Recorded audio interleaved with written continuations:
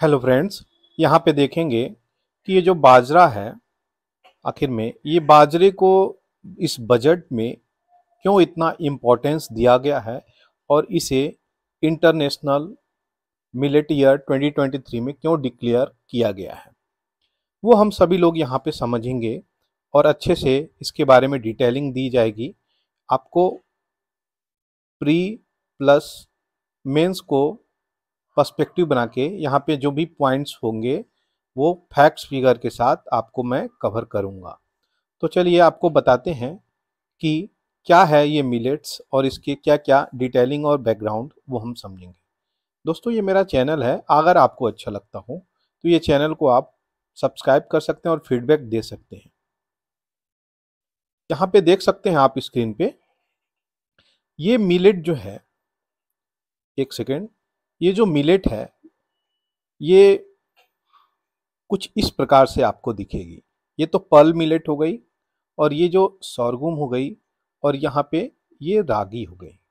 तो इनकी अपनी अलग अलग कुछ विशेषताएं हैं, ये वो अपनी विशेषताओं के साथ प्रचलित हैं। अब गवर्नमेंट इस पे क्यों इतना ध्यान दे रहा है ये हम लोग देखेंगे। तो चलिए शुरू करते हैं। मिलेट जो है रिसेंटली न्यूज़ में आया है और इसे बजट सेशन में एक विचित्र नाम से बोला गया है, जो कि बहुत ही फेमस नाम है और इस नाम को कई बार स्टेट पीसीएस क्वेश्चंस बना रहे हैं। तो ये आ भी सकता है और इस नाम को आप बिल्कुल जाने, इसका नाम है श्री अन्ना, जो मैंने यहाँ पे मेंशन किया है। अब ये मिलेट क्या होता है वो आपको मैंने दिखाया। तो ये किस चीज को दर्शाता है, एक्चुअली इसका उपयोग इसके बारे में, इसके रिसर्च के बारे में ग्रीन रिवॉल्यूशन जब हुए थे उस समय ही बात कर दी गई थी।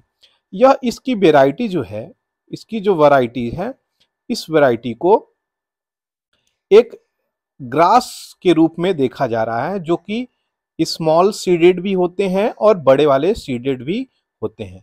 इस रूप में इसको देखा जा रहा है।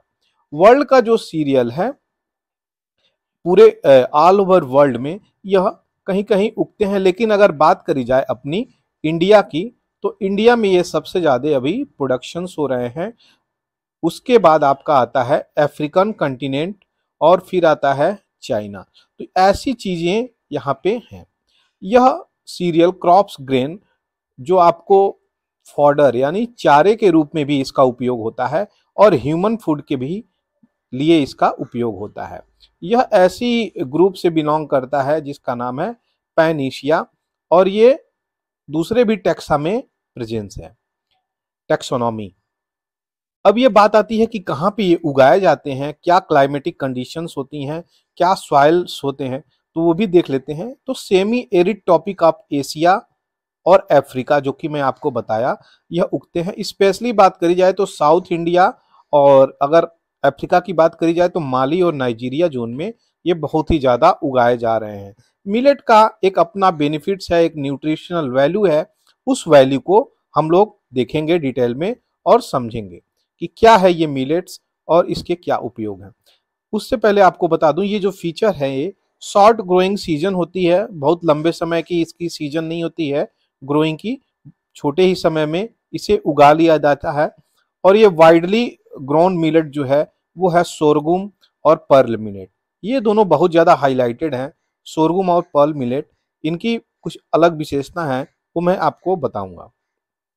हाईली टॉलरेंट होते हैं ये जो मिलेट होते हैं, कि ड्रॉट से भी ये लड़ जाते हैं और एक्सट्रीम वेदर को भी टॉलरेट कर जाते हैं। ऐसी परिस्थिति में इन चीज़ों को आप देख सकते हैं कि ये कैसे बेनिफिट पहुंचाएंगे। तो किसी प्रकार का जो फूड क्राइसिस है उसको ये टॉलरेट कर सकते हैं और हर प्रकार से क्लाइमेटिक कंडीशंस में स्टैंड रहेंगे और प्रोडक्शंस देंगे। तो इसका उपयोग के बारे में बात करी जा रही है। 2023 में इसको इंटरनेशनल मिलेट ईयर डिक्लेयर किया गया, किसके द्वारा? फूड ऑर्गेनाइजेशन के द्वारा। और ये यूएन की एक बॉडी है जो कि इंडिया के रिक्वेस्ट पे ये चीजें हुई हैं। ऐसा अगर बात है तो आप समझ सकते हैं कि इंडिया अगर रिकमेंड कर रहा है यूएन में तो वो चीजें मान ली जा रही हैं। तो इंडिया का भी एक ओहदा आगे गया है। बात करी जाए खरीफ क्रॉप की, तो ये किस क्रॉप में आता है, रबी क्रॉप में या फिर खरीफ क्रॉप में? तो आप देख सकते हैं यहाँ पे मैंने मेंशन किया है। खरीफ क्रॉप में इसकी लिस्टिंग होती है और ये जुलाई से लेके अक्टूबर में इसकी सारी प्रोडक्शंस और हार्वेस्टिंग हो जाती है। यानी अगर सोइंग की बात करी जाए तो जुलाई और हार्वेस्टिंग की बात करी जाए तो अक्टूबर। ये खरीफ प्रोडक्ट में आता है। आगे जो देख लिया जाए, all India coordinated research project जो चलाया गया था किस पे, स्मॉल मिलेट पे, जो भी छोटे छोटे मिलेट हैं वो 1986 में चलाया गया था। और इसका फाइनल जो हेडक्वार्टर बनाया गया प्रोजेक्ट का, वो कहाँ पे बनाया गया, जोधपुर बनाया गया। किस चीज के लिए, पर्ल मिलेट के लिए, जो पर्ल मिलेट होते हैं छोटे छोटे उनके लिए।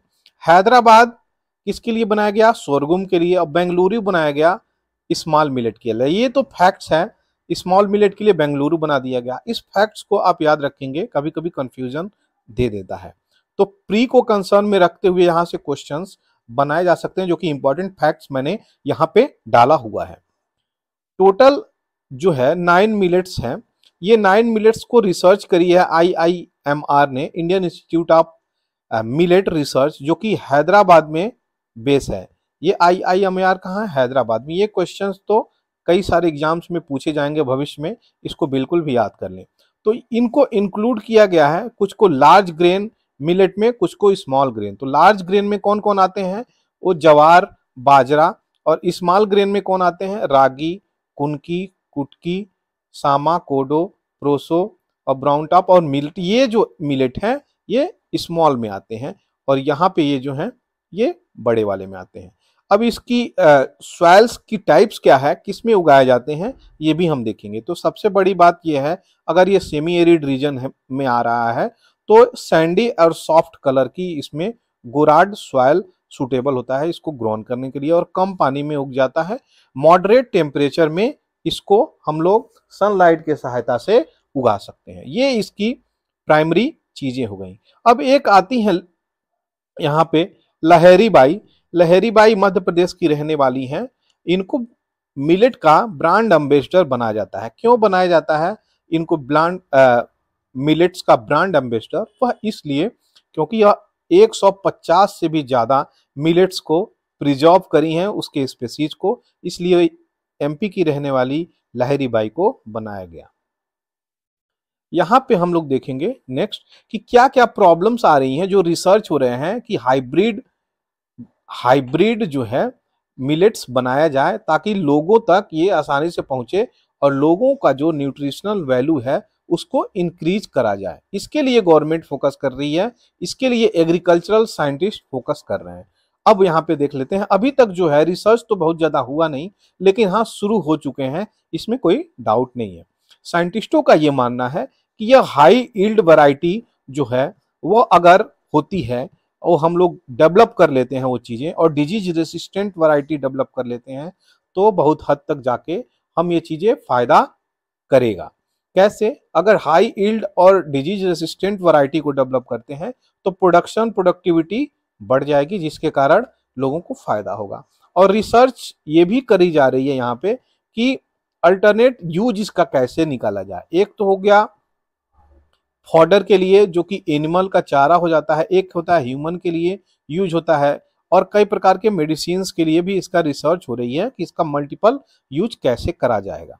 पर्ल मिलेट में जो आयरन की मात्रा होती है प्रति केजी 75 mg तक होती है, और जिंक का जो है 40 mg पर केजी तक मात्रा पाई गई है। एक्चुअली आपको पूरा मैं दिखाऊंगा ये कि क्या आंकड़े हैं। Hybrid are not nutritional then promoting them as nutritionally is not right. इसका मतलब अगर हम कोई हाइब्रिड बना रहे हैं, और सपोज दैट यहाँ पे मैं एक स्लाइड लेता हूं, अगर ये हाइब्रिड जो हम लोग निकाल रहे हैं, इस हाइब्रिड का अगर nutritional value up to the mark नहीं है, तो हमें इस चीज का क्या ही उपयोग है। तो इसलिए साइंटिस्ट इस पर फोकस कर रहे हैं कि जो हाइब्रिड हो वो अप टू द मार्क हो, और उस हाइब्रिड की न्यूट्रिशनल वैल्यू घटे नहीं बल्कि और बढ़े। उस पर फोकस करना बहुत ही ज्यादा इंपॉर्टेंट है, जिसके कारण रिसर्च हो रही है। और अभी ये 2023 में इंटरनेशनल ईयर मिलेट को दे दिया गया है। यहाँ पे आप देख सकते हैं बहुत सारे मिलेट्स, रागी, बाजरा यहाँ पे मैंने डाले हुए हैं, वो कई प्रकार से इस तरीके से होते हैं। एक ही स्पीशीज के कई कलर यहाँ पे मिल सकते हैं। इनकी न्यूट्रिशनल वैल्यू हम देखेंगे कि क्या है इनकी न्यूट्रिशनल वैल्यू। एनर्जी की बात करी जाए तो चकाचक एकदम भरपूर इसमें एनर्जी पाई जाती है। कार्बोहाइड्रेट की भी मात्रा 72.8 पर 100 ग्राम में 72.8 ग्राम तक आपको कार्ब्स मिल रहे हैं। डाइटरी फाइबर 8.5 है। फैट देखिए 4.3 जा रहा है। मूफा फूफा ये सब भी है। प्रोटीन 11 ग्राम तक जा रही है। विटामिन पूरे भरे पड़े हैं, B2 B3 B5 B6 B9। बताइए विटामिन सी भी इसमें मौजूद है, विटामिन के, और मिनरल्स तो पूरे आपके सामने यहाँ पे हैं। वाटर, कॉपर, सेलेनियम की भी कंपोनेंट इसमें पाई जा रही है। ऐसी इंपॉर्टेंट चीज को हमारी गवर्नमेंट अब प्रमोट कर रही है, और उसका जो प्रमोट करने का प्राइम फैक्टर है वो क्या है? प्रमोट करने का सबसे इंपॉर्टेंट चीज ये है कि यह मिड डे मील में, जो भारत का मिड डे मील है, बच्चों को स्कूल में खाना खिलाने का जो प्लान है, उसमें भी लाने का प्रपोजल चल रहा है। तो इस प्रपोजल को देखिए कब तक स्वीकार करती है गवर्नमेंट और प्लान लेके आती है। और ये न्यूट्रिशनल वैल्यू लोगों को अवेयर करने के लिए दी जा रही है कि लोग इसका उपयोग करें, और कई प्रकार से यूजेज में भी इसके लाया जा रहा है। तो ये हमारी 2023 की प्लान है, इसलिए गवर्नमेंट इस पे फोकस कर रही है। तो ये इस मिलेट के बारे में हम लोगों ने पूरे अच्छे से पढ़ा और जाना कि क्या है ये मिलेट्स और इसकी क्या क्या प्रमुख विशेषताएं हैं, और इस बजट में इतना क्यों इसको फोकस दिया गया है। तो मिलेट्स पे फोकस दिया गया है इस बजट सेशन से, और 2023 को इंटरनेशनल ईयर ऑफ मिलेट घोषित किया गया है FAO UN के बॉडी के द्वारा। तो ये ऐसी चीजें हैं दोस्तों। अगर आपको वीडियो अच्छा लगा हो तो इस चैनल को फीडबैक देना बिल्कुल नहीं भूलें। थैंक यू फॉर वॉचिंग पूरा एकेडमी।